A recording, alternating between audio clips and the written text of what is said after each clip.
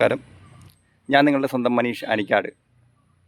2023 ആനിക്കാട് പഞ്ചായത്തിലെ ട്രാക്ടർ നാസർ എന്ന് പറയുന്ന വ്യക്തിക്ക് ലേലത്തിൽ അത് കൈമാറുകയും, എന്നാൽ ഈ 2023 ഡോൺ ബറി ന്യൂസ് ഈ വാർത്ത റിപ്പോർട്ട് ചെയ്തതാണ്. കാരണം അവിടെ സ്ഥലപരിമിതി കുറവാണ്. അതിനാൽ ആ ട്രാക്ടർ അവിടുന്ന് നീക്കം ചെയ്യണമെന്ന് പറഞ്ഞപ്പോൾ അവരത് പറഞ്ഞു, ലേലത്തിൽ പിടിച്ചതാണ്, എന്നാൽ അത് കൊണ്ടുപോകാൻ ആ ലേലത്തിൽ പിടിച്ച ആൾ വന്നില്ല എന്ന് പറയുകയും, എന്നാൽ 2026 ആയപ്പോൾ അത് മറ്റൊരാൾക്ക് മറിച്ച് കൊടുക്കുകയും ചെയ്ത ഒരു വിരോധാഭാസം നമുക്ക് കാണുവാനായിട്ടിട വന്നു.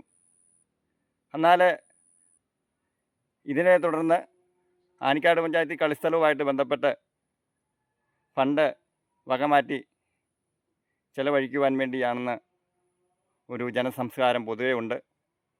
എന്നാൽ നമ്മുടെ കോൺഗ്രസിൻ്റെ നേതാവ് ശ്രീ സെൽവകുമാർ ഇതുമായിട്ട് ബന്ധപ്പെട്ട് ഡോൺ ബറി ന്യൂസുമായിട്ട് ചേരുന്നു. നമ്മൾ അദ്ദേഹത്തിനോട് തന്നെ ഇതിൻ്റെ സത്യാവസ്ഥ എന്താണെന്നും എന്താണ് സംഭവിച്ചതെന്നും നമുക്ക് അദ്ദേഹത്തിനോട് തന്നെ ചോദിക്കാം. ആനിക്കാട് പഞ്ചായത്തിലെ സെക്രട്ടറിയുടെ പേരിൽ രജിസ്റ്റർ ചെയ്ത ഒരു ട്രാക്ടർ 2022 ഉപയോഗശൂന്യമായി കിടന്ന കാരണം നാസർ എന്ന വ്യക്തിക്ക് ലേലം ചെയ്യുകയുണ്ടായി. അത് 2022 ലേലം ചെയ്ത ആ ട്രാക്ടറെ പഞ്ചായത്തിൻ്റെ പരിസരത്ത് വളരെ നാളുകളായി കിടന്ന് ഈ അടുത്ത നാൾ വരെ അത് ആ പഞ്ചായത്തിൻ്റെ പരിസരത്ത് കിടപ്പുണ്ടായിരുന്നു.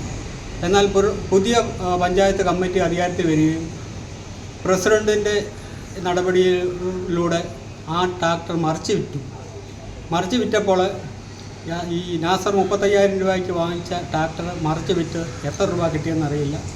അദ്ദേഹം കീഴുവായ്പൂർ പോലീസ് സ്റ്റേഷനിൽ പരാതി കൊടുത്തു. പരാതിയുടെ അടിസ്ഥാനത്തിൽ കോംപ്രമൈസ് എന്ന വ്യവസ്ഥയിൽ 75,000 രൂപ കൊടുക്കേണ്ടതായിട്ട് വരുന്നു.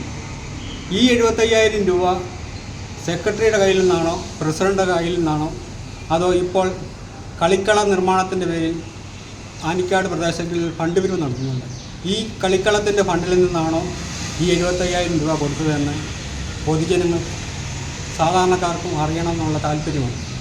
അതുപോലെ തന്നെ ഇവിടെ ഈ കളിക്കളത്തിന് ഫണ്ട് നിർമ്മിക്കുന്നു, ഫണ്ട് സ്വരൂപിക്കുന്നു. ആ കളിക്കള നിർമ്മാണത്തിനുള്ള ഫണ്ട് സ്വരൂപിക്കാൻ അത് ആരുടെ പേരിലാണ് ബാങ്കിൽ നിക്ഷേപിക്കേണ്ടതെന്ന് പഞ്ചായത്ത് കമ്മിറ്റി തീരുമാനമെടുത്തിട്ടില്ല.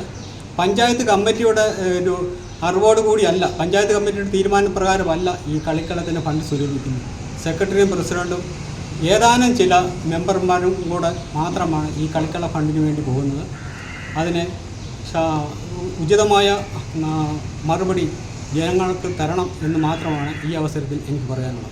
ഒരാൾക്ക് ലേലത്തിൽ കൊടുത്ത ഒരു ട്രാക്ടർ അദ്ദേഹം കൊണ്ടുപോകാതെ തന്നെ എങ്ങനെയാണ് മറ്റൊരാൾക്ക് കൊടുക്കുവാൻ, വീണ്ടും കച്ചവടം ചെയ്ത് കൊടുക്കുവാൻ സാധിക്കുന്നതെന്ന് ഡോൺ ബറി ന്യൂസിന് മനസ്സിലാകുന്നില്ല. എന്തായാലും അദ്ദേഹം ഈ നാസർ എന്ന് പറയുന്ന വ്യക്തി കീഴ്വായ്പൂര് പോലീസ് സ്റ്റേഷനിൽ പരാതി കൊടുക്കുകയും, എന്നാൽ അത് രമ്യതയെ പറഞ്ഞ് ആ പ്രശ്നം പറഞ്ഞ്